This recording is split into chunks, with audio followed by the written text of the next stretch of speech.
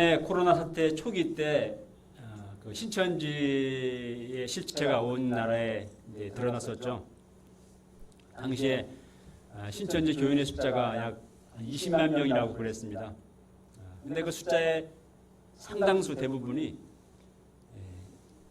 이제 교회 다니는 사람들이 신천지로 넘어간 그런 경우가 대부분이었어요. 그래서 신천지 나온 분들 얘기 들어보면은 그 안에 뭐 목사님 자녀, 뭐 장로님 자녀, 뭐 선교사 자녀, 뭐 명문대생들, 심지어 신학대생들도 많이 있었다고 합니다. 뭐 신천지뿐만 아니라 통일교, 뭐 JMS, 뭐 하나님의 교회, 여호와의 증인 등 여러 이단들이 우리 주위에 많이 도사리고 있습니다. 뿐만 아니라 오늘날 뭐 종교 다원주의, 또 과학주의, 뭐 무신론, 뭐 젠더주의 등 복음의 진리를 부정하는 온갖 철학 사상들이 도전이 그야말로 쓰나미처럼 전방위적으로 에워싸 밀려오는 그러한 시대입니다. 오늘날 우리의 기독교는 신앙은 이처럼 이런 도전과 또 위기를 직면하고 있습니다.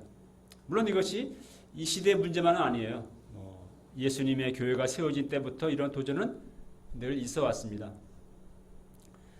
오늘 본문에서 사도 바울은 이런 어려움을 겪는 골로새 교회를 향해서 너희가 예수 그리스도를 주로 받았으니 그 안에서 행하라 하고 권면합니다.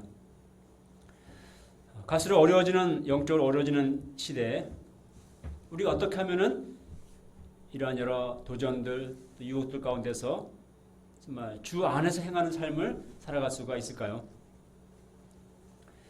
자, 1절을 보면은 사도 바울은 자신이 골로새 성도들을 위해서 얼마나 애쓰고 있는지를 여러분들이 알기 원한다고 말합니다. 지금 바울은 감옥에 있습니다. 비록 골로새 성도들의 얼굴은 알지 못하지만 그들이 신앙적인 위기를 겪고 있음을 알고 된 이후에 그들을 위해 쉬지 않고 기도하고 있으며 지금 이제 이 편지를 쓰면서 또 그들을 돕고자 힘쓰고 있는 것이죠. 바울은 그들이 어떻게 되기를 힘씁니까? 2절을 다 함께 읽어보겠습니다. 시작. 이는 그들의 마음의 위안을 받고 사랑 안에서 연합하여 확실한 이해의 모든 풍성함과 하나님의 비밀인 그리스도를 깨닫게 하려 함이라.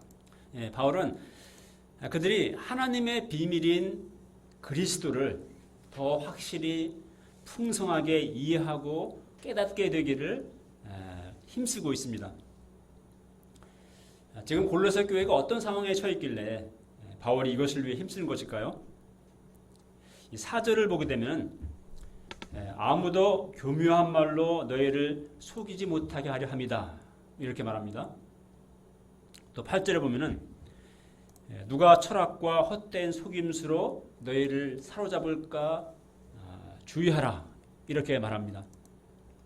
즉 당시 교묘한 말, 또 철학, 헛된 속임수로 골로새 성도들을 미혹하는 그런 가르침들이 많이 이제 들어와 있었다는 것입니다. 구체적으로 어떤 것이었을까요? 본문에 보면은 철학이라는 말이 나오죠. 또 뭐 천사 숭배라는 말도 나옵니다. 또 그 외에 뭐 할례, 절기, 안식일 등을 가르치는 소위 율법주의자들의 주장도 언급됩니다. 자, 이런 가르침들의 공통점은 그들이 예수 그리스도를 믿는 것, 그거 외에 더 다른 무엇인가를 이야기한다는 것입니다. 즉 예수님을 믿는 것만으로는 부족하고 하다고 말합니다. 다른 무엇을 제시합니다. 뭐 천사를 보았다, 천사의 계시를 받았다, 신비한 계시가 임했다고 말합니다. 또 뭐 새로운 성경 해석, 뭐 비유풀이 이런 걸 배우고 새로운 걸 깨달아야 한다고, 또 새로운 어떤 그런 걸 계시를 전해줄 사람, 또 그 사람을 믿어야 된다고 또 말합니다. 예수님 플러스 또 누군가를. 오늘날 모든 이단 교주들의 어떤 단골 레퍼토리가 이런 것이에요. 또 할례, 절기들, 안식일 등 구약 율법들을 지켜야 한다고 말합니다. 사실 그냥 예수님만 이렇게 우리가 잘 믿고 또 우리가 그동안 우리가 배워온 대로 성경 말씀을 잘 배우고 있는 그대로 배우고 은혜 받고 그냥 이런 것만으로는 뭔가 좀 단순해 보입니다. 어떻게 보면 뻔해 보이기도 하고 뭔가 세상의 철학들은 뭔가 좀 있어 보이고 또 뭔가 깊은 세계가 있는 것 같고 또 뭐 환상을 보고 뭐 계시가 지금도 임한다 이런 어떤 신비주의는 강한 호기심을 우리에게 불러일으킵니다. 오늘날도 이러한 교묘한 말로 속이며 성도들 미혹하는 거짓 교사들이 많습니다. 요즘은 이제 유튜브 시대잖아요. 요즘 이제 이단들도 다 유튜브로 지금 이제 진출했습니다. 그래서 곳곳에 침투했습니다. 얼핏 보면은 뭐 하나님 이야기를 하고 아주 뭔가 은혜롭고 감동적인 막 이야기를 하는데 사실 이단에서 만들어진 올려놓은 미혹하는 그런 영상인 경우도 많고 또 복음적이지 않은 또 그러한 이제 가르침을 전하는 그러한 영상들도 많이 있습니다. 조심해야 합니다. 자, 바울은 골로새 성도들에게 뭐 어떻게 권면합니까? 첫째로 확실한 이해의 모든 풍성함으로 하나님의 비밀인 그리스도를 깨달아야 한다고 말합니다. 다시 한번 2절을 읽어볼까요? 시작. 그들로 마음의 위안을 받고 사랑 안에서 연합하여 확실한 이해의 모든 풍성함과 하나님의 비밀인 그리스도를 깨닫게 하려 함이라. 오늘 본문 중에는 그 바울이 그 율법주의자들의 주장에 대해서 그리스도의 십자가를 통해 하나님이 우리를 죄와 율법의 정죄에서 어떻게 구원하시고 또 승리를 주셨는가에 대해 가르치는 내용이 아주 감동적으로 표현되어 있습니다. 이런 걸 볼 때 바울은 정말 하나님의 비밀인 그리스도를 정말 풍성히 이해하고 정말 깨달았던 사람임을 알 수가 있습니다. 신약성경의 상당수가 사도 바울이 쓴 것이죠. 예수님의 행적과 말씀을 이제 기록한 것이 복음서인데 그 기독교 신앙의 진리들을 체계화시킨 사람이 사도 바울입니다. 하나님의 비밀인 그리스도라 이렇게 말하는데요. 비밀은 뭡니까? 이제 감춰진 것이죠. 뭐 별로 그 안에 별로 감춰진 것도 없는데 이건 비밀이야. 뭐 그렇게 하지 않습니다. 뭐 비밀의 문, 뭐 비밀의 방, 뭐 비밀 루트, 비밀 프로젝트. 그러니까 그 안에는 뭔가 놀라운 엄청난 게 뭔가 있다는 것이죠. 그래서 비밀이란 말이 붙으면 뭔가 호기심을 자극합니다. 뭐 그것이 알고 싶다. 이런 프로그램은 인기가 많고 아주 흥미진진하죠. 자, 그리스도는 예수 그리스도는 하나님의 비밀입니다. 세상에 많은 비밀들이 있지만 가장 큰 비밀, 미스테리는 바로 그리스도입니다. 왜 그래요? 그 안에는 하나님의 모든 것들이 감춰져 있기 때문에 그렇습니다. 자, 3절을 말씀합니다. 다음 읽어보겠습니다. 시작. 그 안에는 지혜와 지식의 모든 보화가 감춰져 있느니라. 그 안에는 지혜와 지식의 모든 보화가 감춰져 있느니라. 바울이 골로새 성도들에게 바라는 것은 그들이 그 속에 모든 지식과 지혜의 보화가 감춰져 있는 그리스도를 더 확실히 더 풍성하게 이해하고 그들이 깨닫게 되는 것입니다. 신앙생활의 핵심이 바로 여기 있습니다. 예수님 안에 참된 지혜와 지식의 모든 보화들이 있는데 그것을 알지 못하고 다른 곳에서 뭔가 지혜와 지식을 찾고 자기 쉽습니다.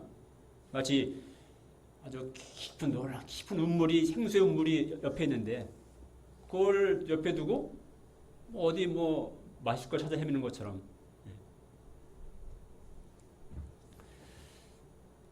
제가 대학생이던 시절에는 철학, 뭐 사상 이런 것들이 이제 참 관심이 많던 그런 시대였어요. 저도 대학 합격자 발표 보러 대학에 왔을 때 거기 이제 항상 장사꾼들이 많이 진치고 있었는데 저도 넘어가서 그리고 수십만 원짜리 세계 사상 전집을 할부로 구입했었습니다. 결국은 뭐 역사연구원과 토인비에 한번 읽어보려고 하다가 좀 읽다가 이제 거의 다 읽지 못했습니다. 또 한동안은 뭐 인도 철학자인 뭐 라지니시, 뭐 크리스 나무르티 이런 책들을 직접 호기심을 가지고 읽으며 읽기도 했습니다. 뭔가 멋있는 말들을 하는 것 같은데, 근데 그것뿐이었습니다. 거기서 진리를 제가 만날 수는 없었습니다. 그러다 성경 말씀을 통해서 진리이시고 생명이신 그리스도를 만났습니다. 예수님 안에 진리가 있고 정말 생명이 있고 또 천국에 무한한 보화들이 있음을 발견하고 체험하게 되었습니다.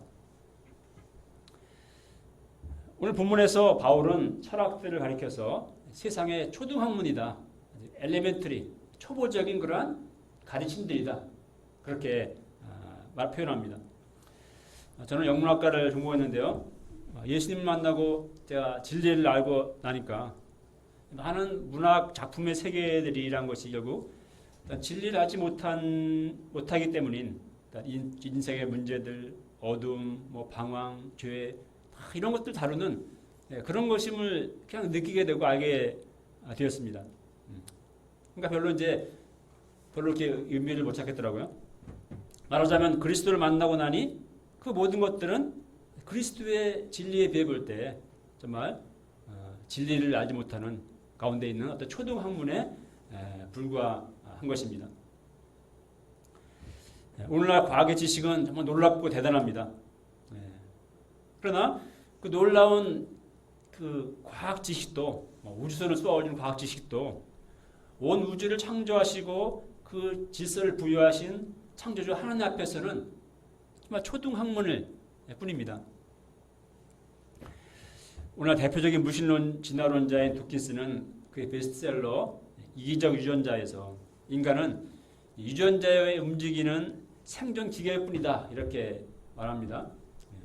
그러니까 인간이 뭐 살아간다고 하지만 사실은 그 속에 있는 다 유전자에 의해서 이미 다 결정되고 유전자에 의해서 행동하고 결국 따라가게 된다. 그러다가 인간은 이제 늙어 죽고 유전자는 살아서 다음 세대로 이어지고, 완전히 인간의 보는 관점을 완전히 뒤집어 놓는 것이죠. 그래서 개미 박사로 알려 유명한 최재천 교수는 그 책이 자기 인생을 바꿀 책이다, 세상에 보는 관점을 뒤바꿔 놨다 하면서 아주 늘 추천합니다. 제가 뭐 그들과 같은 생물학적인 과학 지식은 없지만 한 가지 분명한 확신은 있습니다. 유전자 것처럼 스스로 변화하고 진화하고 온 세상의 그 수많은 오묘한 생명의 세계들을 창조하거나 만들어가는 그러한 존재라면 도대체 그 놀라운 유전자는 어떻게 존재하게 됐는가, 누가 만들었는가 하는 것입니다. 그러니까 제 결론은 그래요. 그들은 창조주 하나님의 자리에 유전자를 대신 갖다 놓은 것입니다. 과학도 창조주 하나님 앞에는 초등학문일 뿐입니다. 제가 아는 대학에서 철학을 강의하시는 철학 박사 목사님이 있는데 그분은 또 이렇게 말하더라고요. 세상에 많은 철학 학문들이 있고 평생 그걸 공부하고 막 가르치며 살고 있지만 왜 나는 성경권을 지금까지 계속 공부하고 있으며 정말 이 복음 역사를 위해서 힘쓴 삶을 살고 있는가? 그 이유는 뭐 세상의 철학 학문들의 뭔가 지혜가 좀 있는 것 같지만 그런데 거기는 생명이 없다는 것입니다. 생명이 없다는 것을 알기 때문에 결국 성경 말씀에 또 그리스도 안에 생명이 있음을 알기에 그렇게 한다는 것입니다. 진짜를 맛본 사람은 가짜에 속지 않습니다. 진짜를 만나지 못했기에 사입이 가짜들에게 속고 그런 걸 쫓아다니는 것이죠. 바울이 말하는 요점은 그것입니다. 그리스도 안에 지혜와 지식의 모든 보화들이 감춰져 있으니까 철학이나 세상의 초등 학문들의 속아 따라가지 말라 하는 것입니다. 둘째, 바울은 그 안에 뿌리를 박으라고 말합니다. 6절과 7절을 다 함께 읽어보겠습니다. 시작. 그러므로 너희가 그리스도 예수를 주로 받았으니 그 안에서 행하되 그 안에 뿌리를 박으며 세움을 받아 교훈을 받은 대로 믿음에 굳게 서서 감사함을 넘치게 하라. 네. 그러므로 너희가 그리스도 예수를 주로 받았으니 그 안에서 행하되 그 안에 뿌리를 박으며 세움을 받아 믿음에 굳게 서서 감사함을 넘치게 하라. 자, 예수 그리스도를 주님으로 나의 구주로 영접했으니 이제 우리는 그 안에서 행해야 합니다. 괜히 다른 데로 가지 말고 다른 데 쫓아가지 말고 그리스도 안에서. 근데 이것이 쉬운 일이 아닙니다. 세상에 너무나 많은 것들이, 삶에 많은 것들이 우리를 이 믿음에 도전하고 우리를 유혹하고 우리를 믿음의 삶에서 벗어나도록 유혹합니다. 우리가 어떻게 주님 안에서 행하는 삶을 살 수가 있을까요? 가장 먼저 바울은 그 안에 뿌리를 박으라고 말씀해요. 뿌리를 박으라. 자, 식물의 생존에 가장 중요한 것이 무엇이죠? 뿌리를 내리는 것이죠. 뿌리를 땅에 잘 박고 있어야 바람도 불고 비가 오고 떼약빛이 내리치고 해도 넘어지지 않습니다. 마찬가지로 우리 신앙도 이 뿌리를 박는 것이 중요합니다. 뿌리를 어디에 박아야 합니까? 아주 그 안에, 예수 그리스도 안에 뿌리를 박아야 합니다. 자, 교회에 다닌다고 하고 신앙생활 한다고 하는데 뿌리가 없는 신자들이 굉장히 많습니다. 부모님을 따라서 그냥 마지못해 그냥 예배 오는 사람들 많습니다. 혹은 그냥 노래하고 찬양하는 게 좋아서 그냥 그런 것 때문에 교회에 이제 오는 사람도 많습니다. 근데 정작 예수 그리스도와의 인격적인 만남과 그 신앙이 없습니다. 예수님 안에 정말 뿌리 내린 것이 없습니다. 그러니까 뿌리 없는 신앙인 것이죠. 뿌리 없는 식물이 쉽게 쓰러지듯이 예수님 안에 뿌리를 박지 못한 신앙은 쉽게 쓰러집니다. 시대의 조리에 따라서 혹은 내 상황과 형편에 따라서 신앙생활에서 쉽게 멀어지고 또 세상의 헛된 것들을 조차 주님 안에 행하는 삶에서 떠나게 됩니다. 요즘 1년째 지속되는 코로나로 인해 우리는 세상과 우리 삶이 큰 변화를 겪고 있습니다. 교회도 마찬가지입니다. 대면 예배가 금지되고 이제 온라인 예배로 대체되는 가운데 많은 사람들이 신앙의 삶에서 멀어지고 있습니다. 믿음의 삶에서 멀어지고 있습니다. 근데 시련을 통해서 알곡과 가라지가 드러나게 되고요, 구별되게 되고요. 뿌리가 있는 신앙과 뿌리 없는 신앙도 구별되게 드러나게 됩니다. 사도 베드로는 그 당시 불같은 그 박해, 시험받는 성도들에게 이것은 바로 이 성도들의 여러분의 믿음을 정금보다 더 귀하게 연단하는 것이다. 고 말합니다. 코로나로 인한 이 어려움을 때를 통해서 많은 이들은 신앙에서 멀어질 것이고 반면 어떤 이들은 이 정금 같은 믿음으로 또 연단되어 살아남게 될 것입니다. 누가 살아남습니까? 그 안에 뿌리를 박은 사람들입니다. 얼마 전까지 우리나라가 정말 부동산의 광풍에 몰아치더니 요즘은 또 이제 주식 광풍에 몰아치고 있습니다. 물질주의의 홍수가 온 세상을 뒤덮고 있습니다. 정말 정신을 차리기 힘들고 정말 우리의 소망이 흔들리고 또 가치관이 흔들리고 믿음의 중심을 잡기가 참 어렵습니다. 어떻게 이런 가운데 우리가 끝까지 주님 안에서 행하는 삶을 살아갈 수가 있을까요? 그 안에 뿌리를 박아야 합니다. 자, 뿌리를 박는다는 것이 무엇입니까? 먼저는 예수님을 나의 그리스도로 믿는 그 신앙, 인격적인 신앙, 구원의 신앙에 견고하는 것이죠. 그리고 나아가서 이제 말씀에 기초한 인생관과 또 이 가치관을 잘 갖는 것입니다.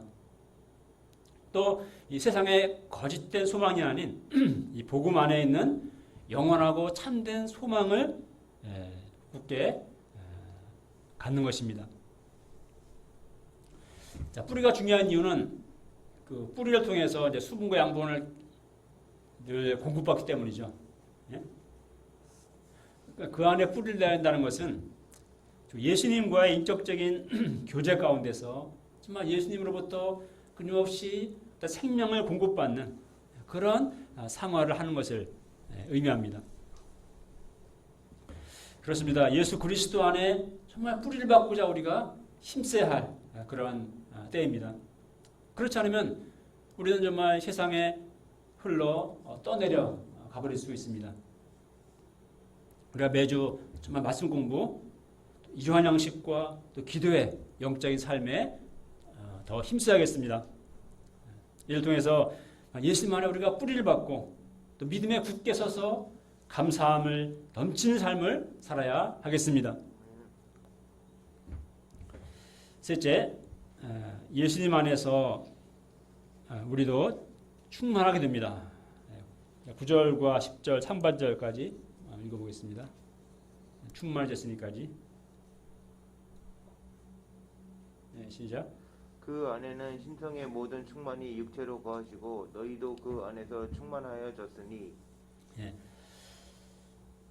참 충만이라는 말을 쓰고 있죠. 그러니까 예수 그리스도 안에 하나님의 모든 충만하심이 그 육체로 거하신다. 그러니까 예수님 안에 하나님의 모든 충만하심이 있다 하는 것입니다. 자, 그러므로 하나님의 예수 그리스도에 하나님의 모든 충만하심이 있으니까 우리도 예수 그리스도 안에 있을 때, 그 예수 그리스도 안에 연합될 때 어때요? 우리도 충만해지는 것이죠. 그냥 거의 바닥난 배터리가 전원 코드에 탁 충전하면은 그 충만한 전기가 쫙 들어와서 그 배터리가 충만해지듯이 이렇게 정말 예수님 안에서 우리도 충만해집니다. 뭐 수백 수천 권의 책을 읽는다 해도 진리를 찾지 못합니다. 뭐 많은 돈을 벌고 원하는 만큼 돈이 있고 원하는 걸 다 소유하고 쾌락과 즐거움을 누린다 해도 거기서 그것이 나에게 충만함과 참 만족을 주지 못합니다. 그러나 예수 그리스도 안에 진정한 충만함이 있습니다. 그렇습니다. 이 사도 요한은 말했습니다. 우리가 다 그의 충만한 데서 받으니 은혜 위에 은혜로라. 참 공감되는 은혜란 말이죠. 우리가 다 그의 충만한 데서 받으니 은혜 위에 은혜, 계속 솟아나는 은혜, 흘러넘치는 은혜라는 것입니다. 예수 그리스도 안에 충만함이 있습니다. 참된 지혜와 지식, 또 진리, 사랑, 기쁨, 평안, 생명이 있습니다.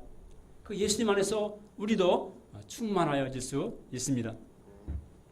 이제 오직 머리이신 예수님을 붙들어야 한다고 바로 말합니다. 11절부터 바울은 율법주의를 가르치는 자들에 대해서 말하고 있습니다. 그들은 할례를 주장했습니다. 할례를 받아야 된다. 혹은 뭐 음식에 대한 규칙들, 또 절기, 안식일 이런 율법들을 지켜야 한다고 주장했습니다. 오늘날에도 이러한 이단들이 있어요. 저 이제 율법주의적인 이단인데요. 뭐 하나님의 교회, 안식교 같은 것들이 이제 구약 율법을 지켜야 한다고 이제 그래야 구원받는다. 예수 믿는 것만은 안 되고 구약 율법을 지켜야 한다 말합니다. 근데 바울은 그 17절에서 말씀합니다. 이 구약의 율법들은 장차 올 것에 대한 그림자였다. 그리고 이제 그리스도는 그 몸, 그 실체로서 오신 분이다 하는 것입니다. 그리고 이제 실체가 왔는데 여전히 그림자를 붙들고 있으면 안 되겠죠. 실체이신 예수 그리스도를 붙들라는 것입니다. 18절에 보면은 천사 숭배에 대해서 말해요. 천사 숭배. 그들은 천사를 숭배한다며 자신들이 보았다는 신비적인 체험들을 헛되이 과장했습니다. 우리 기독교 신앙은 본래적으로 신비한 것입니다. 그러니까 믿음의 세계 자체가 신비죠. 그래서 우리 기독교는 신비를 부정하지 않습니다. 그런데 신비주의는 위험합니다. 그들은 성경보다 자신들이 보았다는 환상, 자신들이 들었다는 음성 예언 이런 것들에 더 몰두합니다. 신천지를 비롯한 모든 이단들의 시작과 역사를 보게 되면요, 이런 아주 신비적인 체험, 그런 현상들의 이야기로 가득합니다. 그러니까 영적인 것이라고 다 믿으면 안 됩니다. 이러한 신비주의 역시 올바르게 머리이신 예수 그리스도를 붙드는 것이 아니다 하는 것이죠. 19절을 읽어보겠습니다. 시작. 머리를 붙들지 아니하는지라 온몸이 머리로 말미암아 마디와 힘줄로 공급하며 연합하여 하나님이 자라게 하심으로 자라느니라. 예. 자, 몸은 머리에 붙어 있어야 합니다. 이처럼 우리는 머리가 되시는 예수님만을 붙들어야, 예수님께만 우리는 예수님만을 붙잡아야 합니다. 예수님께 잘 붙어 있을 때 온몸이 연결되어서 하나님이 자라게 하심으로 자라게 됩니다. 그래서 우리의 신앙이 정말 어떤 예수님 말씀도 예수님만을 붙드는 데서 우리가 놓치면은 언제든 이상한 데로 빠질 수 있어요.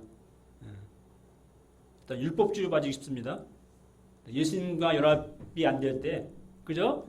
은혜가 없는 가운데 율법을 지키고자 애쓰는, 말씀을 지키고자 애쓰는, 지킴으로써 의로워지고자 애쓰는, 근데 뭔가 되지 않는 그런 율법주의 신앙이 되기 쉽습니다. 혹은 내적인 공허함을 신비적인 체험으로 채우고자 하는 쪽으로 또 빠지기도 쉽습니다. 우리가 다른 것을 붙들지 말고 오직 머리이신 예수님을 붙잡아야 합니다. 예수님만으로 충분합니다. 결론적으로 예수 그리스도는 하나님의 비밀이십니다. 그 안에 모든 지혜와 지식의 보화가 감춰져 있습니다. 하나님의 모든 충만하심이 예수 그리스도 안에 거하십니다. 그 안에서 우리도 충만하여집니다.